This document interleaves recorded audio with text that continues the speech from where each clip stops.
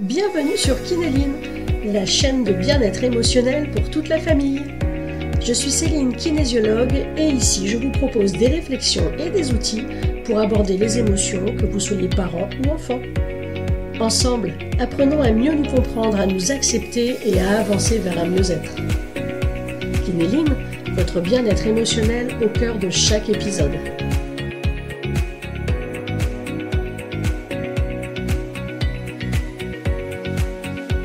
Salut à toi! Alors aujourd'hui, on va parler d'un sujet très important, le harcèlement. Peut-être que tu as déjà entendu ce mot à l'école, à la maison, dans les médias, mais qu'est-ce que ça veut dire exactement? Et comment on sait que c'est vraiment du harcèlement? Eh bien, c'est ce qu'on va découvrir ensemble, et surtout, tu vas voir comment tu peux réagir si ça t'arrive ou si ça arrive à un de tes amis.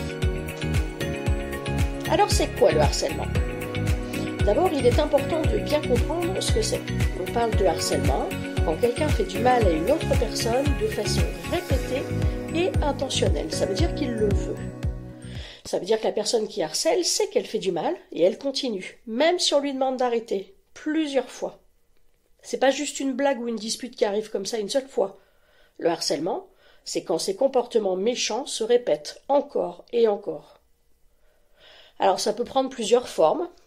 Ça peut être ignorer quelqu'un exprès ou l'exclure des activités exprès pour qu'il se sente seul ou pour le couper des autres.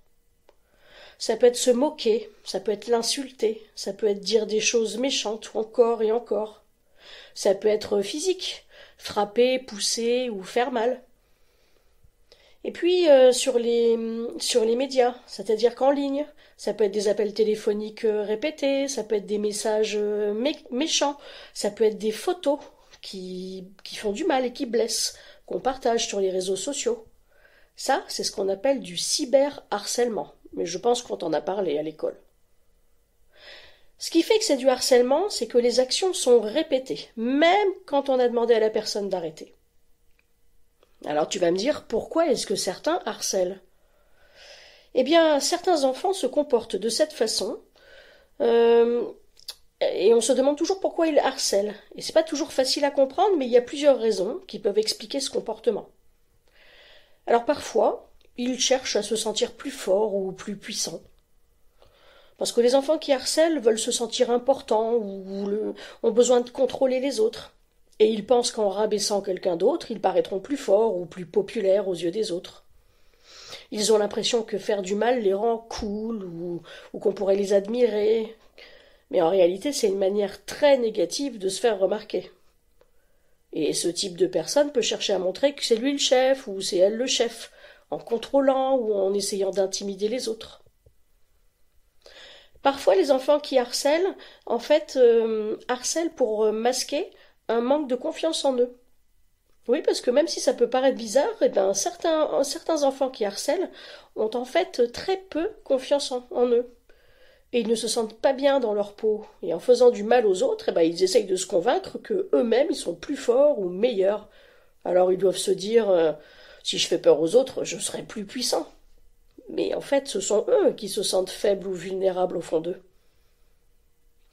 Et puis peut-être qu'un harceleur peut avoir des insécurités sur son apparence, sur ses résultats à l'école ou sur ses relations avec les autres. Et au lieu de parler de ses propres difficultés, eh bien il préfère attaquer les autres pour détourner l'attention de ce que lui n'est pas ou ne sait pas faire. Comme ça, il doit penser que personne ne verra ses défauts s'il fait en sorte que tout le monde se concentre sur quelqu'un d'autre. Et puis, il y a aussi certains enfants qui harcèlent parce qu'ils imitent ce qu'ils voient, ou ce qu'ils ont vu ailleurs. Peut-être qu'ils ont vu de la violence ou du harcèlement à la maison, à la télévision, ou dans leurs jeux vidéo, qui parfois sont très violents, ou même à l'école. Et ils pensent que c'est normal de se comporter comme ça. Alors en fait, ils reproduisent ce qu'ils ont vu sans vraiment comprendre les conséquences. Et puis d'autres enfants harcèlent parce qu'ils ont été eux-mêmes harcelés et qu'ils ne veulent plus se retrouver eux-mêmes exclus ou harcelés. Et ils se disent que c'est mieux de harceler que d'être harcelés. Et ils suivent le groupe sans réfléchir. Et puis parfois encore, les enfants qui harcèlent, eh bien ils vivent eux-mêmes des moments difficiles à la maison ou dans leur vie. Par exemple, ils peuvent être tristes, en colère ou stressés à cause de quelque chose qui se passe chez eux. comme un divorce, des disputes ou des problèmes avec leurs parents ou leurs frères et sœurs. Et au lieu d'en parler ou de chercher de l'aide, eh ben non, ils se mettent en colère en faisant du mal à quelqu'un d'autre. Et puis parfois encore, les enfants qui harcèlent ont besoin de s'intégrer dans un groupe. Alors, comme ils ont peur de se retrouver tout seuls, eh bien ils suivent ce que les autres font pour être dans la bande, pour être avec les autres. Alors ils harcèlent non pas parce qu'ils le veulent vraiment, mais parce qu'ils ont tellement peur de se retrouver tout seuls, s'ils ne le font pas, que ils suivent le groupe. C'est une manière très bête de se protéger, hein, et c'est une très mauvaise façon de le faire. En tout cas, ce qui est sûr, c'est qu'il est très important de se rappeler que rien ne justifie le harcèlement. Même si la personne qui harcèle traverse des difficultés ou a des difficultés émotionnelles, cela ne lui donne pas le droit de faire du mal aux autres. Le harcèlement blesse toujours, que ce soit physiquement ou émotionnellement, et c'est pourquoi il est essentiel d'y mettre fin. Alors, qu'est-ce que tu peux faire si toi tu es harcelé? Maintenant que tu comprends mieux pourquoi certaines personnes harcèlent, on va passer à ce que tu peux faire si toi tu es la personne harcelée. Et je sais que c'est une situation très difficile, mais il y a des moyens d'agir. D'abord, tu peux en parler à un adulte de confiance. La première chose à faire, ça, c'est d'en parler à quelqu'un en qui tu as extrêmement confiance. Un parent, un prof ou un autre adulte à qui tu peux te confier.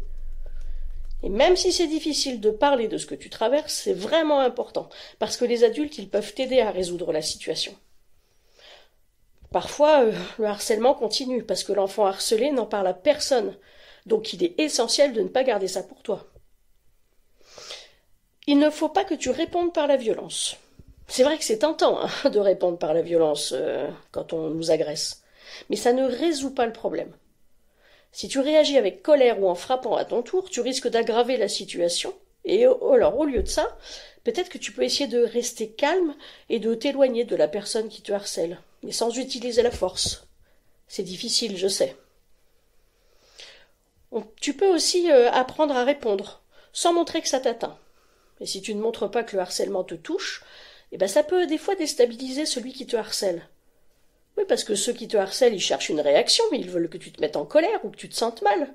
Mais si tu leur montres que ce qu'ils te disent ou ce qu'ils font n'ont aucun effet sur toi, ça peut les décourager. Tes parents peuvent t'aider à trouver des réponses qui sont fermes et directes pour montrer que tu ne te laisses pas faire. Par exemple, tu peux dire des phrases comme « Oh, tu penses ce que tu veux, moi ça ne me fait rien. » Ou tu peux dire ce que tu veux. « Franchement, moi je sais que je suis pas comme ça. » Ou continue de parler si ça t'amuse. Ça, c'est pour les paroles, mais pas pour les actes, parce que si on te frappe, tu ne peux pas dire « Vas-y, frappe-moi ». Là, si on te frappe, il faut absolument que tu ailles voir un adulte. Alors ne rien dire ou répondre calmement, ça n'est pas toujours facile à faire, mais en tout cas, ça peut montrer que tu es plus fort que ce qu'il croit. Ne te mets surtout pas dans une posture de victime. Parce que si tu réagis comme une victime, ça se voit dans ton attitude, dans ton corps, dans ton regard. Et si tu te sens petit, tu risques de le montrer sans t'en rendre compte. Et le harceleur peut sentir qu'il a le contrôle quand même sur toi. Alors tu vas rester droit, tu vas garder la tête haute et regarder la personne droit dans les yeux et montrer que tu es forte, même si à l'intérieur tu te sens mal. Ça peut faire une grande différence dans la manière dont le harceleur te perçoit. Et puis surtout, essaye de ne pas rester seul. Si tu es harcelé, tu t'entoures d'amis ou de personnes de confiance. Parce qu'être en groupe, ça peut rendre plus difficile pour les harceleurs de s'en prendre à toi. Et toi, si tu te sens soutenu, tu auras plus de force pour faire face à la situation. Voilà, ce sont des étapes que tu peux suivre si tu es victime de harcèlement. Et rappelle-toi, tu n'es jamais seul et il y a toujours des solutions. On parlera plus en détail de certaines réactions dans un autre épisode, mais l'essentiel, c'est de ne jamais te laisser faire et surtout de ne pas répondre avec de la violence. Voilà, maintenant que tu en sais plus sur ce qu'est le harcèlement, pourquoi certains enfants choisissent de harceler et surtout comment réagir si tu te retrouves dans cette situation, ce qu'il faut retenir, c'est que tu n'es pas seul. Il est essentiel d'en parler à un adulte et de ne pas laisser le harcèlement s'installer. Plus tu réagis tôt, et mieux c'est. Et même si c'est pas toujours facile de faire face à des harceleurs, tu peux y arriver en restant fort et en ne montrant pas que leurs actions t'atteignent, et en adoptant une attitude confiante. droit, tête haute et regard droit dans les yeux. Tu mérites d'être respecté, tu as le droit de demander de l'aide. Merci d'avoir écouté cet épisode, j'espère que tu te sens mieux armé pour reconnaître le harcèlement et savoir comment réagir. Et n'oublie jamais que tu as de la valeur et que tu mérites d'être traité avec respect. Allez, on se retrouve bientôt pour un autre épisode où on continuera à explorer des moyens d'être plus fort et plus confiant face aux défis de la vie. À bientôt! Merci d'avoir regardé cette vidéo sur Kinéline. J'espère qu'elle vous a été utile. Pensez à vous abonner pour ne pas manquer les prochaines vidéos et laissez un petit like ou un commentaire si ça vous a plu. Vous pouvez aussi me retrouver sur céline-kinésiologie.fr ou sur Facebook à Céline-kinésiologie. Et n'hésitez pas à partager cette vidéo autour de vous. Allez, on se retrouve très vite!